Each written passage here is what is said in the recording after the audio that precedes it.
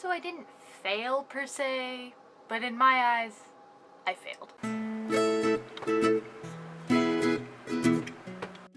Hey guys, Ginger here. Welcome back to my channel, or if you're new here, hi, how you doing? And today I'm talking about my wrap-up for Romance Read-a-Thon. So if you guys weren't aware, I was doing a read-a-thon for the days of 11 through the 16th of February, and the goal of the read-a-thon was to read romance books, which are books that are outside of my comfort zone, for the most part. And there were 4 challenges, and I was encouraging people to read at least 4 books in 6 days, and on my personal TBR, I had 6 books. But if you saw the thumbnail, I'm only holding up 3. So yeah, I only read 3 books. But the good news is that they were all 4.5 stars or higher. So I mean, I didn't read as many, but I read really good books, so I think it evens out, right? And technically, these 3 books complete all 4 of the challenges I made, so I didn't exactly fail. Just didn't get to all the books I wanted to read, so oh well. So I briefly just want to talk about these books, even though I'll also mention them in my end of the month rewind, but like I said, they were all really good books, so I felt like I should at least mention them here, and also explain that I did daily vlog, but I'm gonna just throw all of that footage into the trash because I mostly slept, went to school, and didn't read books. So lots of boring vlog stuff, but don't worry, I will bring back better vlogs. So without further ado, I'm gonna get into these 3 books because I cannot wait to talk about them. The first book I read on Monday the 11th, and I read the whole thing on that day, so go me. And that book was Love in Other Words by Christina Lauren, which, let me mention, I love this cover, and I need to buy this copy for myself because this was a 5 out of 5 stars. And this follows our main character Macy in both the present and 15 years prior, and we are kind of figuring out her first real love. And in the present day, we finally meet him again, and it has been 15 years since she last saw him, and his name is Elliot.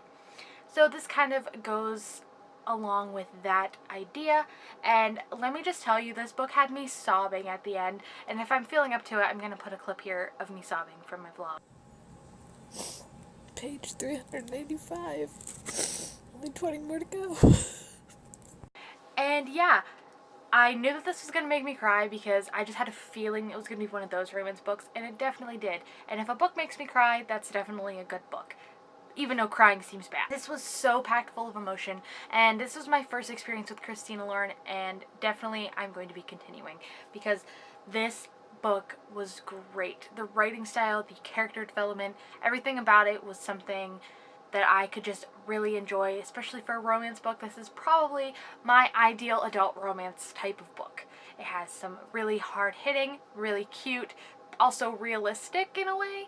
Like, yeah, maybe not perfectly happens to everybody, but considering my past with relationships, I know that things from books can happen. So really, really recommend this, and I loved it. The next book I read for a romance readathon was P.S. I Still Love You by Jenny Han, which is the second book in the To All the Boys I Loved Before trilogy. This continues following our main character, Lara Jean, and the repercussions of her letters being sent out from the first book. So I'm not really going to talk too much about it, but this was also a 5 out of 5 stars for me. This trilogy so far is just a really light and happy romantic contemporary, and I think that Lara Jean is a great character, and this book offers what you need for a good YA romance, and I can appreciate that on that level. Now, I know that there are a few things that I could have issues with in this book, but this is more of a guilty pleasure series for me, and so this is a 5 out of 5 stars because I'm taking it for what it is, and that is a YA contemporary romance. And then the last book I actually finished today, and if I would have just read it before I tried reading the other books, I probably would have read more this week, but that was this Lullaby by Sarah Dessen. I almost wanted to give this a 5 out of 5 stars, but I ended up giving it a 4.5 out of 5 stars because the ending left me a little wanting more. So that was the biggest reason I didn't give it a full 5, but every time I've read Sarah Dessen in the past, I have loved her, and this was no different. So this is my third Sarah Dessen read, and I'm so glad I picked it up and that I have it for my shelf. And this was just a very wonderful YA romance, and I think Sarah Dessen is the queen when it comes to YA romance and actually getting realistic teenage characters that are not too young but face real life challenges that most teenagers face, and I can really appreciate that.